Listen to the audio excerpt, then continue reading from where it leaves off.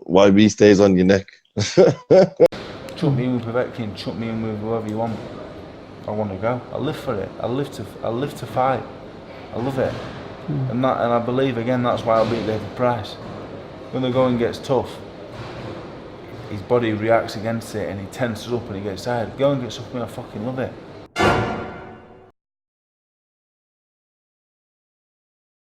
I live for it. I live for that competition.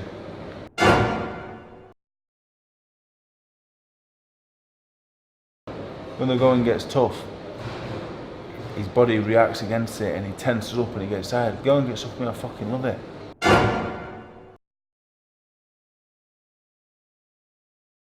So we'll see. Obviously I've got to beat David Pirce.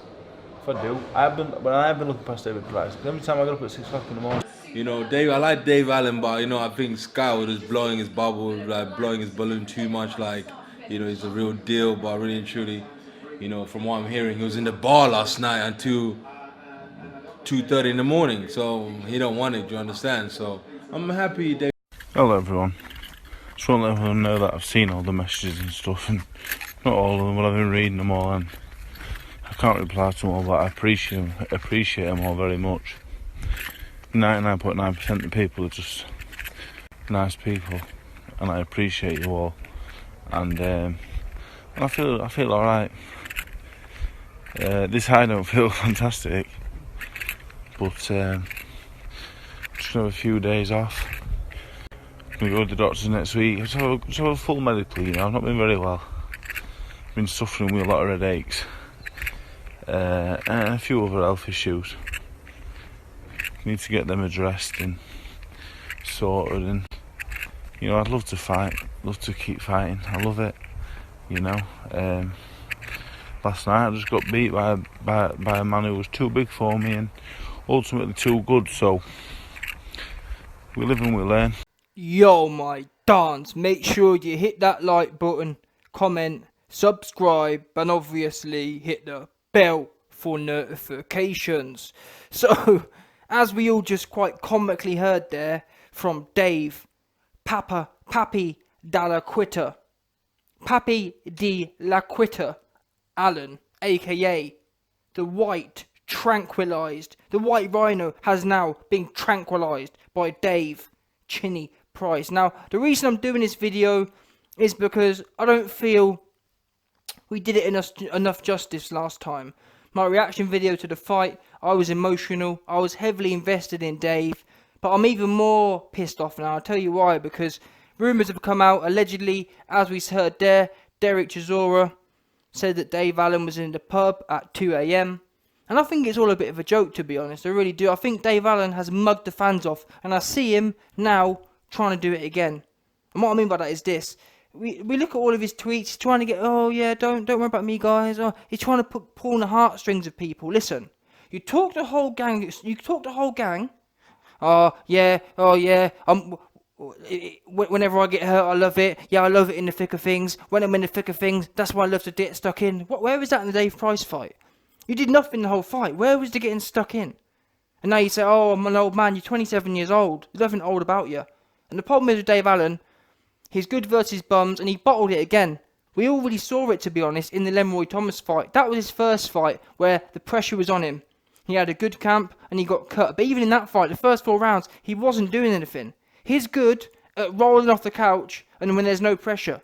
He's no good at, funnily enough, he's no good at fighting. It makes me laugh. The reason I'm going in is because he had a lot to say about Joshua. He had a lot to say about, oh yeah, you need to go to an island and hide yourself away there, and oh yeah, he quit. So now it's, karma's come back round, buddy. Karma's come back round, and I've got no problem. Some fighters are true fighters. They'll never stop.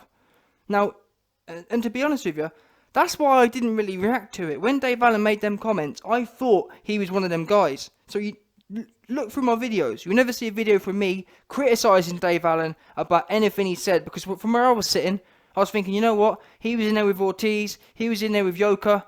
He was in there with Dylan White. And he never quit. So I couldn't really complain. But now, he's in there with a guy who has no chin. Listen, Cash Ali pushed David Pirce 50-50. It doesn't take much to push David Pirce 50-50. Dave Allen did nothing. He did absolutely nothing. It's not a surprise. He was in the club till 2 a.m. What's that about? And Eddie Hearn gave this dude chance after chance after chance. And not me personally, but a lot of fans supported him. What for? He didn't do anything for the fans. The Lucas Brown fight, I guess he came through. Yeah, he got one lucky shot in. But people allegedly he was losing that fight as well for most of it, getting his head punched in. No head movement, no anything. And now he's trying to say, oh yeah, I've seen deteriorations in my health. Well, if you'd had that, why are you still fighting for then? Don't come and talk about it afterwards. If you had deteriorations in your health, you should have been saying that before the fight. Before the fight, you was talking about how you're going to be annoyed if you can't knock him out in one round.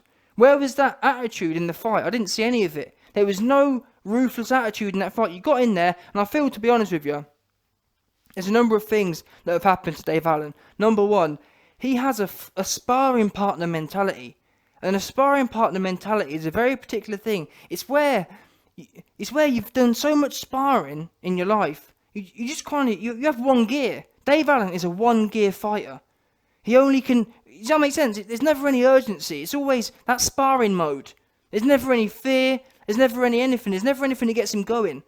He just gets in there and plods along. There's all pure plodding. There's no intention in his work. No intention at all. He gets in there and he plods. That's the first thing that went wrong. The second thing, Eddie Hearn gave this man too many chances, and he thought it was all a big free ride. He thought it was all a big joke. Dave Allen never really had to work for anything. He got it given to him.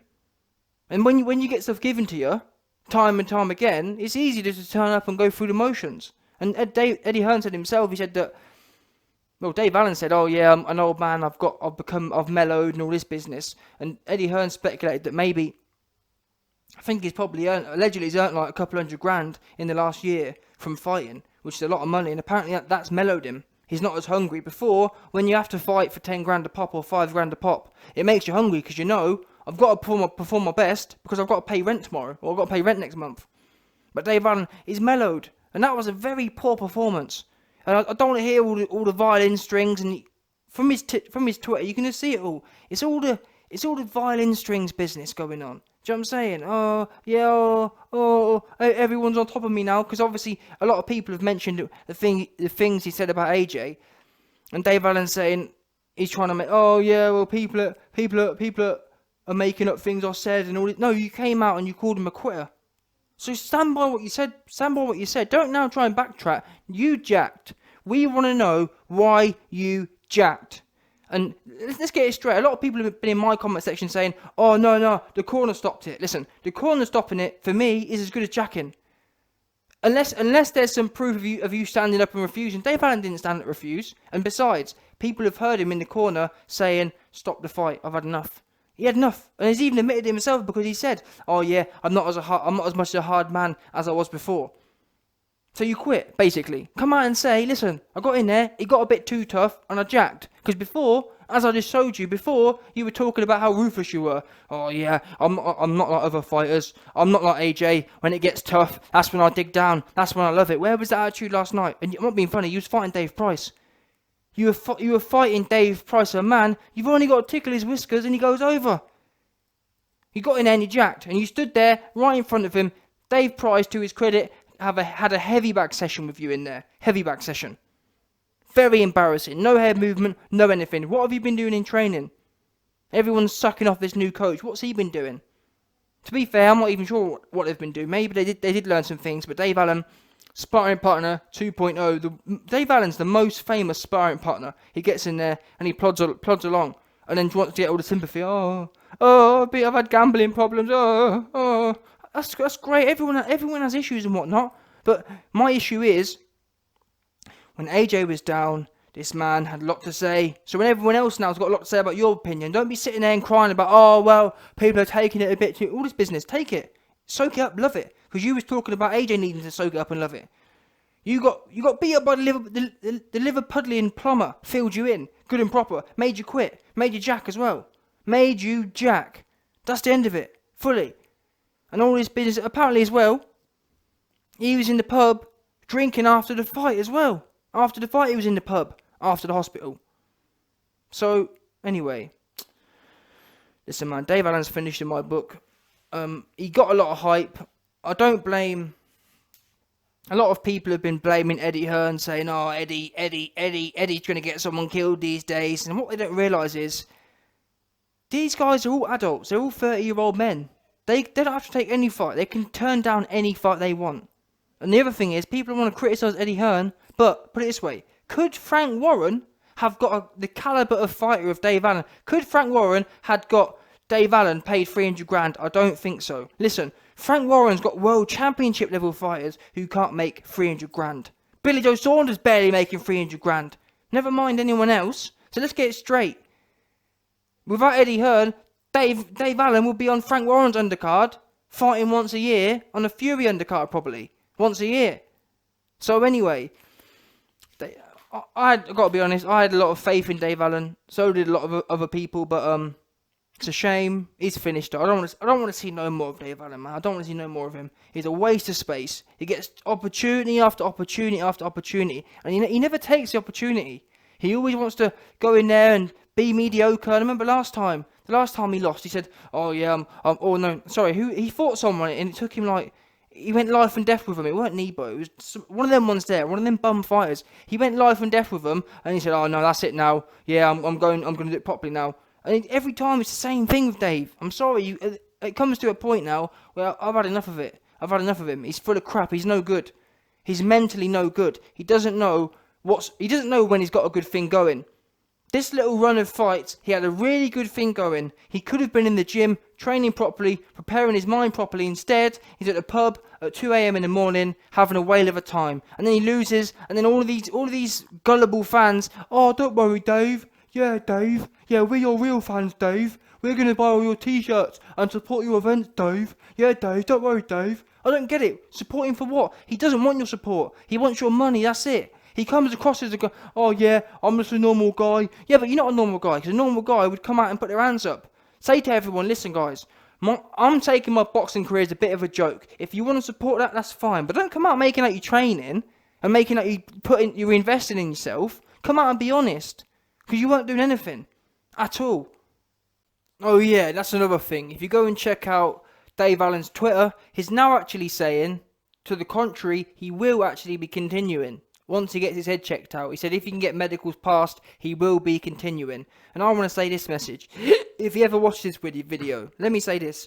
Am I a boxer? Absolutely not. Is Dave Allen more of a man than me?